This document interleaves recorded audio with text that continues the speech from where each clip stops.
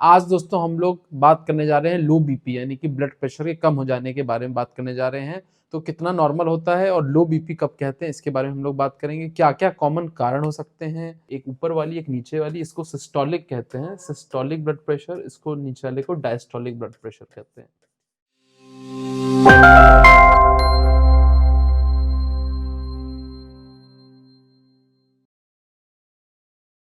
Hello friends, आज दोस्तों हम लोग बात करने जा रहे हैं लो बीपी यानी कि ब्लड प्रेशर के कम हो जाने के बारे में बात करने जा रहे हैं। दोस्तों मैं आप लोगों का वेलकम करता हूं हमारे चैनल फ्रेंडली डॉक्टर पे और मैं हूं आपका डॉक्टर दोस्त डॉक्टर वैभव प्रताप सिंह। तो दोस्तों आइए बगैर किसी देरी के हम लोग शुरुआत करते हैं। बीपी का लो हो जाना, इसके बारे में आज हम लोग बात करेंगे दोस्तों। अब मैं आज इस वीडियो में हम लोग डिस्कस करेंगे कितना बीपी होता है जो अब आप मेजर करते हैं, तो कितना नॉर्मल होता है और लो बीपी कब कहते हैं इसके बारे में हम लोग बात करेंगे। क्या-क्या कॉमन कारण हो सकते हैं इसके बारे में हम लोग बात करेंगे। कुछ हम लोग पेशेंट का एग्जाम्पल लेंगे कि उनको जो पेशेंट्स थे उनको ये समस्या हो रही थी और उन्होंने कैसे इससे निजात पाया। ये सब दोस्तों आज हम लोग इस पे चर्चा करने जा रहे हैं। दोस्तों आइए हम लोग शुरुआत करते हैं। तो दोस्तों जो सबसे इम्पोर्टेंट बात है कि बीपी ब्लड प्रेशर नापने की मशीन है या आप कहीं जाते भी होंगे, तो अगर आप नाप रहे हैं तो लो बीपी कब कहा जाएगा। तो दोस्तों दो तरह का जैसे ये मशीन है, इसमें दो तरह की रीडिंग आती हैं, एक ऊपर वाली एक नीचे वाली। इसको सिस्टोलिक कहते हैं, सिस्टोलिक ब्लड प्रेशर, इसको नीचे वाले को डायस्टोलिक ब्लड प्रेशर कहते हैं।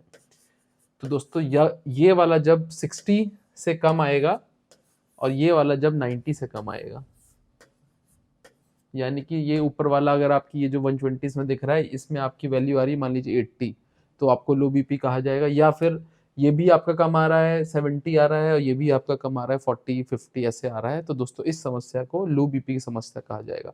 ये दोस्तों ये जो प्रॉब्लम होती है बहुत कोई अलार्मिंग नहीं होती है, बट ये आपकी जो दैनिक लाइफचर्या है उसको ट्रबल कर सकती है, उसको अफेक्ट कर सकती है। और बहुत सारे लोगों में ये सिर्फ एक छोटा-सा कारण होता है, उससे ये हो रही होती है, उनको परेशान कर रही होती है। तो आज हम लोग आगे डिस्कस करेंगे, अगर यही चीज़ रिज़ॉल्व कर दिया जाएगा तो क्यों अननेसेसरी आपका बीपी कम रहेगा, आगे आपको दिक्कत हो।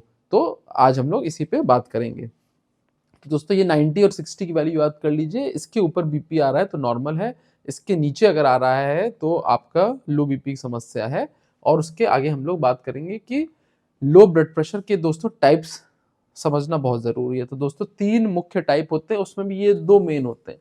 अच्छा, ये बहुत सारे पेशेंट आते हैं, बातचीत करते हैं, चर्चा करते हैं, वो कहते हैं सर मैं जब लेटा हुआ होता हूँ अचानक से उठता हूँ तो मेरे को सर में चक्कर आने लगता है, घूमनी होने लगती है, यहाँ तक कि कई बार हो सकता है मैं बेहोश भी हो जाऊँ। तो दोस्तों ये जो समस्या है यानी कि ये जो सिम्पटम्स जो बता रहे हैं, चक्कर आना, घुमनी आना, ये सारे जो सिम्पटम हैं ये लो ब्लड प्रेशर के अचानक से जब वो खड़े हुए तो उनका बीपी ड्रॉप हो गया और जो ब्लड का जो फ्लो ब्रेन में हो रहा था वो थोड़ा-सा कम हो गया। तो ऐसी स्थिति में चक्कर आने लगता है, यहाँ तक कि पेशेंट गिर भी जाता है, बेहोश भी हो जाता है, उसको पसीना आने लगता है, हाथ-पैर ठंडे पड़ जाते हैं, ये सारी समस्या है। तो दोस्तों इसको बोलते हैं ऑर्थोस्टैटिक हाइपरटेंशन, ये सबसे कॉमन है।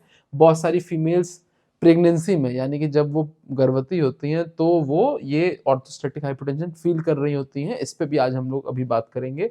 दूसरा है दोस्तों कुछ लोगों को खाना खाने के बाद, खास तौर पे बुजुर्गों को, जब वो भोजन कर लेते हैं, कुछ बहुत ज़्यादा हैवी मील ले लेते हैं, तो आपको लगता होगा कि भाई इतना हैवी खाने के बाद ब्लड प्रेशर बढ़ना चाहिए। ऐसा नहीं, कुछ लोगों में बहुत ज़्यादा जब वो खाना खा लेते हैं, बहुत बड़ी मील ले लेते हैं, तो भी उनका ब्लड प्रेशर ड्रॉप हो जाता है। इसको दोस्तों कहते हैं पोस्ट प्रेंडियल। पोस्ट प्रेंडियल यानी कि पोस्ट मतलब बाद में, प्रेंडियल मतलब खाना खाने के बाद, यानी कि खाना खाने के बाद बीपी ड्रॉप हो गया, तो दोस्तों इसको पोस्ट प्रेंडियल हाइपोटेंशन कहते हैं। तीसरा दोस्तों ये बहुत रेयर होता है, ये उन लोगों में होता है जो बहुत ज़्यादा स्ट्रेसफुल सिचुएशन में रहते हैं, स्ट्रेस में रहते हैं या बहुत ज़्यादा देर तक खड़े रहते हैं।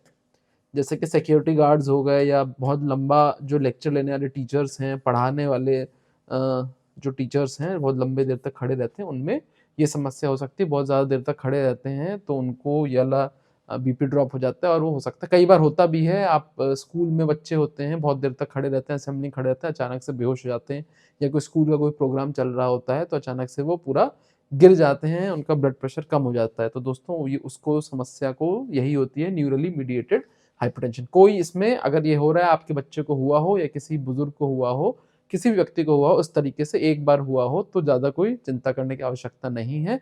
ये न्यूरली मीडिएटेड हाइपोटेंशन होता है और इसके पीछे का कारण मैंने बताते। तो ऐसी स्थिति में हम लोग रियलाइज कर लेना चाहिए कि अब मेरा बीपी कम हो रहा है, मेरे को बैठ जाना चाहिए, रेस्ट कर लेना चाहिए। दोस्तों ये 2 मुख्य टाइप हैं जो आज हम लोग हमारे इस वीडियो में हम लोग डिस्कस करेंगे।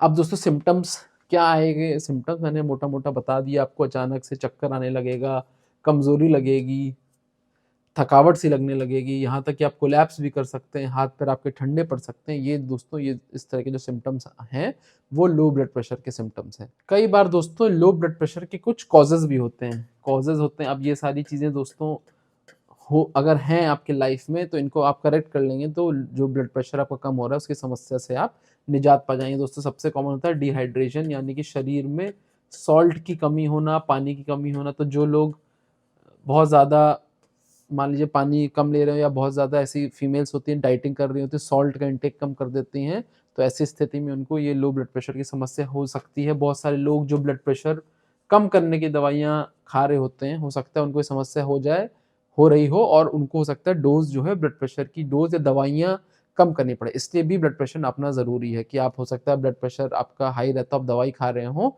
और हो सकता है फिर आपका बॉडी ने एडजस्ट कर लिया हो और दवाई की उस डोज की वजह से आपका ब्लड प्रेशर ज़्यादा डाउन हो रहा हो, तो ये भी समस्या है। तो उसकी दवाई को भी मॉनिटर करने की आवश्यकता है। और बहुत सारे थायराइड के पेशेंट्स होते हैं, उनमें ये ब्लड समस्या हो सकती है। खून की कमी होती है, अनीमिया जिसको कहते हैं, खून की, आयरन की, ये सारी जो कमी होती है, विटामिन B12 की, अन्य कोई न्यूट्रिशन के बहुत सारे विटामिन्स होते हैं, मिनरल्स होते हैं, उनकी कमी हो रही है तो उसकी वजह से भी ब्लड प्रेशर हमारा लो हो सकता है। और दोस्तों प्रेगनेंसी में भी कई बार ये स्थिति कॉमन होती है। तो दोस्तों ये मुख्य मेन कारण है।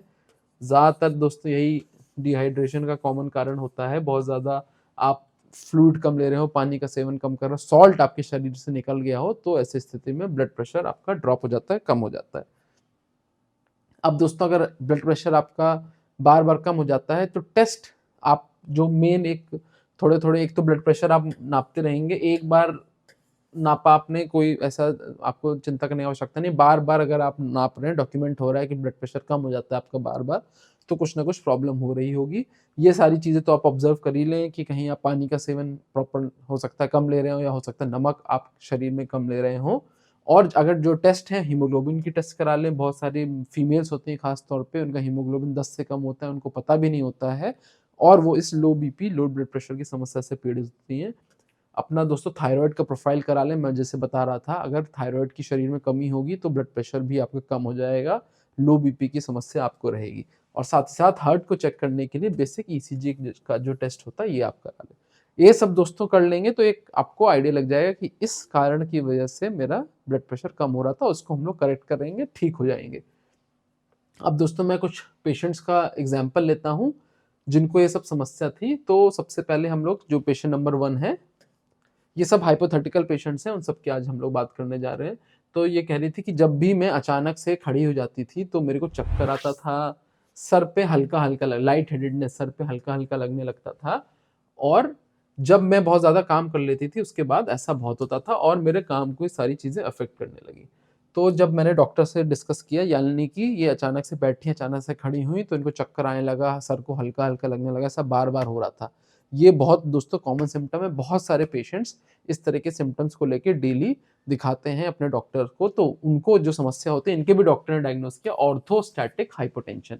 ऑर्थोस्टैटिक हाइपोटेंशन डायग्नोस किया, तो ये तो घबराई हुई थी, इनको लग रहा था कि कोई मेजर समस्या, पर डॉक्टर ने बताया कि सिर्फ आपको हाइड्रेशन यानी कि पानी का प्रॉपर सेवन करना है, और सॉल्ट कम ले रही थी अपनी डाइट में, नमक कम ले रही थी अपनी डाइट में, तो इन्होंने सॉल्ट बढ़ाया, पानी का इंटेक बढ़ाया, और फिर इन्होंने एक चीज़ और एक्टिविटी करी, अचानक से खड़े इन्होंने बंद कर दिया। थोड़ा देर बैठ के रिलैक्स करके आराम आराम से इन्होंने उठना स्टार्ट किया। अब ये कह रही है कि इस तरीके के सिम्टम अब मेरे को बिल्कुल फील नहीं होते, अब अपने मैं जॉब पे काम पे फोकस कर रही हूँ। दोस्तों ये बहुत ही कॉमन कहानी है, और इससे आप लोग सीख ले लीजिए। अगर इस तरह का सिम्टम हो रहा है, अब ब्लड प्रेशर नाप लीजिए, तो अपना पानी का इंटेक, नमक का इंटेक, ये सब आप रेगुलेट कर लीजिए, ठीक कर लीजिए। तुरंत अचानक से खड़ा होने की जो आदत है, या लेटे हैं अचानक से उठ के बैठ गए, चलने लगे, तो ये सब अवॉइड करिए। अगर लेटे हैं तो पहले बैठ जाएं थोड़ी देर, बैठे हैं तो आराम से प्रॉपरली, ये नहीं कि बैठे हैं तो तुरंत खड़े होकर चलने लगे, थोड़ा देर खड़े हो जाइए, रिलैक्स अपने बॉडी को जो एडजस्ट करने दीजिए बैठी स्थिति से खड़े की स्थिति में। दोस्तों क्या होता है, अचानक से खड़े होते हैं तो ग्रेविटी काम करती है, और ब्लड जो फ्लो होता है ब्रेन को वो कम होने लगता है अचानक से। अगर हाइपोटेंशन होगा, ब्लड प्रेशर कम होगा तो ब्रेन को ब्लड सप्लाई कम हो जाती है। ऐसी स्थिति में आदमी फेंट या कोलैप्स भी कर सकता है। तो ये चीज़ें ध्यान में रखने वाली हैं और बस ये 2-3 चीज़ें कर लेंगे, ये आपका सिम्पटम पूरी तरह से ठीक हो जाएगा, गायब हो जाएगा। दूसरे दोस्तों सीनियर सिटीज़न हैं और ये कह रहे थे कि भाई जब भी मैं खाना वगैरह खा लेता था तो मेरे को बड़ा कमज़ोरी महसूस होती थी खाना खाने के बाद। खाना खाने के बाद मेरे को कमज़ोरी महसूस होती थी, हल्का-हल्का चक्कर आता था, मेरे सर में लाइट हेडेडनेस फ़ील होती थी और मैं अपने पोतों के साथ खेल नहीं पाता था। तो इन्होंने डॉक्टर को दिखाया, डॉक्टर ने वही बोला कि खाना खाने के बाद हाइपोटेंशन, पोस्ट प्रेंडियल हाइपोटेंशन की समस्या बताई इनको सुझाव दिया कि आप जो कार्बोहाइड्रेट की मात्रा है वो अपने मील में कम कर दीजिए। यानी कि कार्बोहाइड्रेट यानी कि जैसे जो ब्रेड में होता है, रोटी में जो होता है, शुगर में, चीनी में जो होता है, ये सारी कम कर दिए मील में और फैट और प्रोटीन की मात्रा बढ़ा दीजिए और छोटी-छोटी मील खाइए। एक बड़ी मील लेने के बजाय आप छोटी-छोटी, मान लीजिए दिन में 3 बार खाते थे, आप 4 से 5 बार खाना स्टार्ट करिए।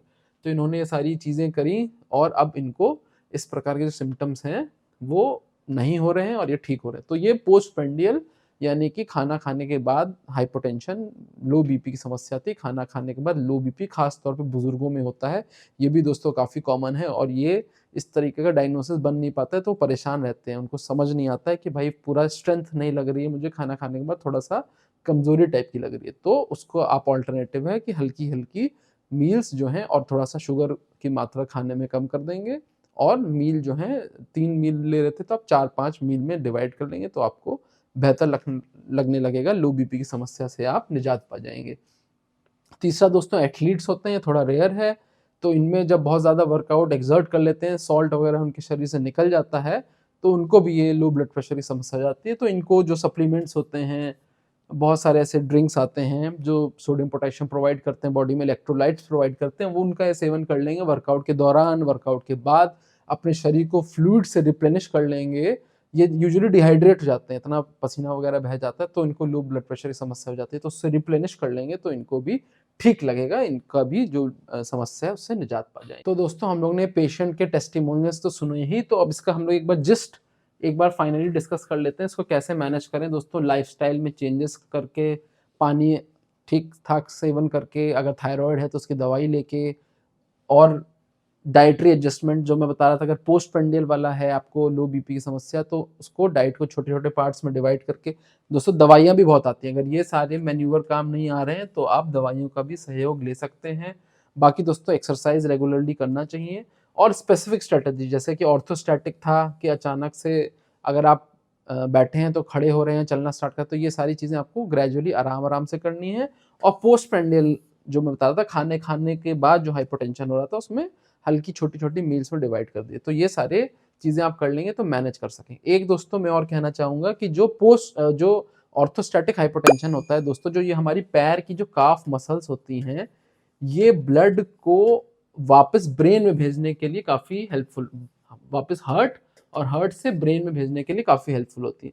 ये जो काफ मसल्स होती हैं, मांसपेशियाँ कॉन्ट्रैक्ट करती हैं और जो यहाँ पैर से जो ब्लड जा रहा होता है इसको अच्छे से पुश कर देती है ताकि हार्ट तक जल्दी पहुँच जाए। तो दोस्तों इनकी काफ मसल्स की एक्सरसाइज आती हैं, आप लेट के काफ मसल को प्रेस कर सकते हैं, बैठ के एक दूसरे काफ मसल के ऊपर ऐसे थोड़ी देर 20-25 सेकंड आपने एक मसल को ऐसे प्रेस किया, काफ की जो पैर की मसल एक के ऊपर एक पैर रख के, और 15-20 सेकंड बाद आपने दूसरी काफ मसल को ऐसे प्रेस किया। तो ये चीज़ आप बैठ के कर सकते हैं, लेट के कर सकते हैं, तो काफ मसल्स आपकी मजबूत रहेंगी, तो इस जो पंपिंग होगी आपकी नीचे पैरों से आपके हार्ट के तरफ ब्लड की, वो प्रॉपर्ली होने लगेगी। तो इसकी जो समस्या थी इससे भी आप लोग निजात पा जाएँगे, इसके भी सिम्पटम्स आपके कम हो जाएँगे। दोस्तों अपना ब्लड प्रेशर रेगुलर मॉनिटर करते रहें, खाने में डाइट जो होती है प्रॉपर अच्छी बैलेंस डाइट लें, अगर खून की कमी है तो आप आयरन रिच जो फूड होता है वो सारा फूड लें, और हेल्दी हैबिट्स जो होते हैं जैसे कि अल्कोहल वगैरह का सेवन ना करना, स्मोकिंग वगैरह का ना करना, ये सारे आप अपने शरीर में इनकलकेट करते रहें। दोस्तों अगर आपके फैमिली में किसी को लो ब्लड प्रेशर की समस्या है तो उसको ये वीडियो ज़रूर शेयर करिएगा। हम लोग दोस्तों हमारे इस चैनल पे इस तरह का और भी कंटेंट पोस्ट करते रहते हैं, तो हमारे चैनल को सब्सक्राइब ज़रूर कर लीजिए। Thank you friends, stay healthy, stay happy.